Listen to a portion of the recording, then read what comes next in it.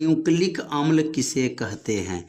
इनके दो महत्वपूर्ण कार्य लिखिए। तो न्यूक्लिक अम्ल किसे कहते हैं, इनकी परिभाषा बताना है और इनका जो है दो कार्य के बारे में, महत्वपूर्ण दो कार्य के बारे में बताना है। तो सबसे पहले यहाँ हेडिंग नोट करेंगे कि न्यूक्लिक अम्ल। अब यहाँ न्यूक्लिक जो है अम्ल है, अब इसे किसे कहते हैं, पहले इसकी परिभाषा को समझ लेते हैं और इसके बाद इसका महत्वपूर्ण जो है कार्य भी समझ लेंगे कि महत्वपूर्ण इसका काम क्या है। न्यूक्लिक अम्ल का जो है पहले परिभाषा समझेंगे और उसका क्या समझेंगे, कार्य क्या है।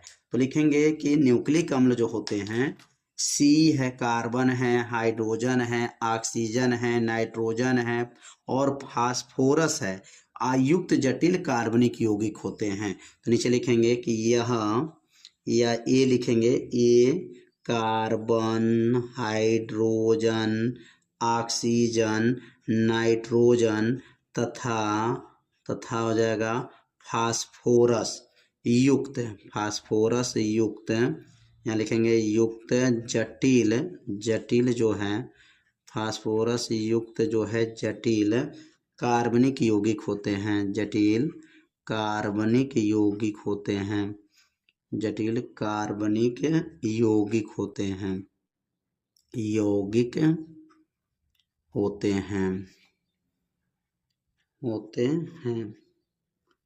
तो यह जो क्या क्या होते हैं, कार्बन है, हाइड्रोजन है, ऑक्सीजन है, नाइट्रोजन है, फास्फोरस है। जटिल जो है कार्बनिक यौगिक होते हैं और जो कोशिका के केंद्रक में पाए जाते हैं। कहाँ पाए जाते हैं, तो लिखेंगे जो कोशिका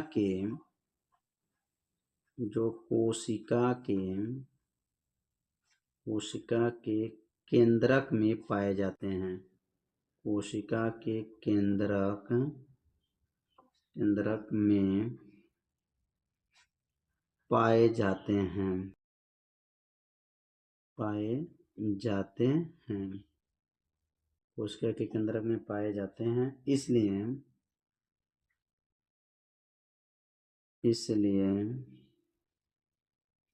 इन्हें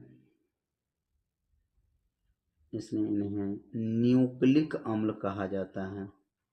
इन्हें क्या कहते हैं, न्यूक्लिक अम्ल कहते हैं, न्यूक्लिक अम्ल कहते हैं। तो इसमें carbon, hydrogen, oxygen, nitrogen, phosphorus युक्त जटिल कार्बनिक यौगिक है जो कहाँ होते हैं, कोशिका के केंद्रक में पाए जाते हैं। इसलिए इन्हें क्या कहते हैं, न्यूक्लिक अम्ल कहते हैं। इनके महत्वपूर्ण कार्य लिखेंगे। अब यहाँ पर हेडिंग नोट कर लेंगे, महत्वपूर्ण कार्य क्या है।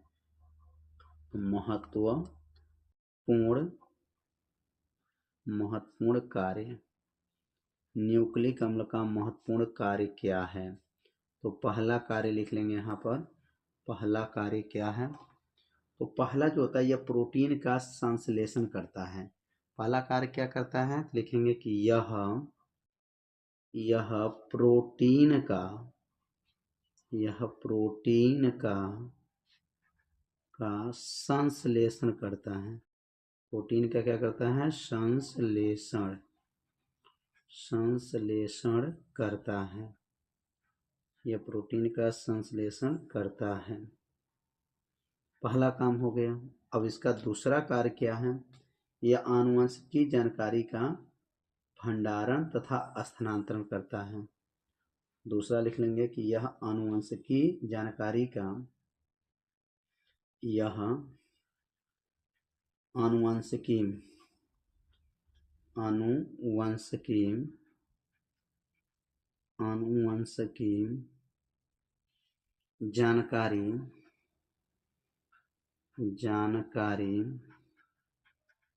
आनुवंशिकी जानकारी का